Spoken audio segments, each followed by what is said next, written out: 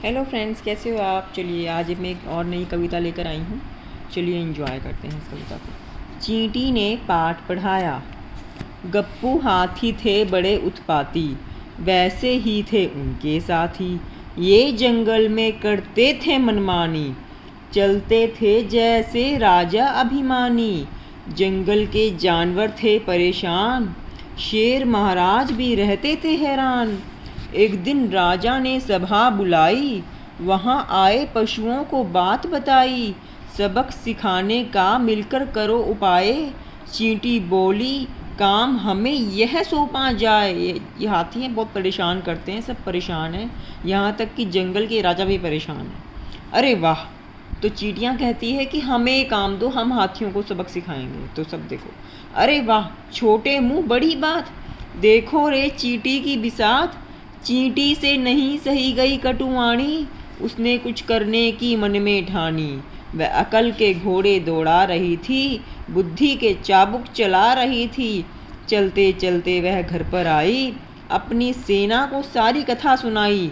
जंगल में बढ़ने लगी चींटियाँ सारी, उनके बल से कांप रही थी धरती भारी। तो ये जिम्मेदारी चींटियों ने ली।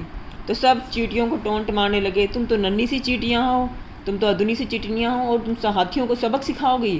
तो चींटियों की सेल्फ रिस्पेक्ट थी ना, वो हर्ट हो गई। वो उनको लगा अरे मैं इतना गलत बोल रहे हैं। तो अब वो तैयारी करने लगी, देखते हैं क्या करते हैं आगे। वहाँ पहुँच उन्होंने गप्पू को ललकारा। गप्पू यानी हाथी। उसकी हरकत पर उसे खूब धिक्कारा। उसे कहा कि तू क्या करता है, तू सबको परेशान करता है। गप्पू बोला जो भी है सामने आओ, अपना काला मुंह मुझे दिखाओ। यह सुन चींटी ने एक तमाचा मारा, हल्का नहीं वह था बहुत करारा। उसने दमादम गप्पू पर लाते बरसाई। गप्पू रोया पर उसे दया न आई। तो जो चींटी थी ना दोस्तों, वो चींटी आ गई। उसने हाथी को खूब लाते मारी, खूब उसे धिक्कारा भी, तू क्या करता है, टोंट मारता है। और आप मानते हैं ना, जब हम चींटी जब हमें काटती है, चाहे हम इतने बड़े हैं, 5 फुट के हम लोग होते हैं एडल्ट्स, और जब हमें चींटी काटती है हाथ पैर या कहीं पर भी, तो हमें कैसी इरिटेशन होती है। तो चींटी ने लाते मारी, मतलब चींटी ने उसको काटना शुरू कर दिया। ठीक है, क्या किया दोस्तों, चींटी ने उसकी टांग पे काटना शुरू किया पहले। तो चींटी काटेगी तो हाथी को इरिटेशन आएगी। अब उसने क्या किया आगे देखते हैं। फिर धीमे धीमे सूंड में सेंध लगाई। वो क्या करी दोस्तों, उसने सूंड के अंदर, उसके ट्रंक के अंदर घुस गई। डंक मार मार कर उसकी सूंड सुझाई। गप्पू करता था दर्द से हाय, भैया मुझे चींटी से बचाओ मेरी मैया।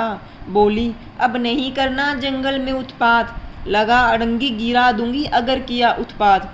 कान पकड़ वह बोला गलती नहीं दोहराऊंगा, नहीं करना उत्पात, अपने बच्चों को भी समझाऊंगा। तो ये देखिए चींटी ने, एक स्मॉल सी एंट ने इतने बड़े एलिफेंट को सबक सिखाया। तो इस पोएम से हमें क्या सबक मिलता है दोस्तों, मेरे प्यारे बच्चों, कि हमें कभी किसी को भी छोटा नहीं समझना चाहिए। चींटी भी हाथी को सबक सिखा सकती है। हमें ना खुद को छोटा समझना चाहिए, ना ही किसी और को। तो चलिए, उम्मीद करती हूँ आपको ये पोएम कम स्टोरी बहुत अच्छी लगी होगी, और अगर आपको अच्छी लगती है तो प्लीज़ मेरे चैनल को सब्सक्राइब कीजिए। मैं मिलती हूँ आपसे अगली वीडियो में। तब तक के लिए आप लोग हंसते रहिए, मुस्कुराते रहिए, खुश रहिए। Bye bye.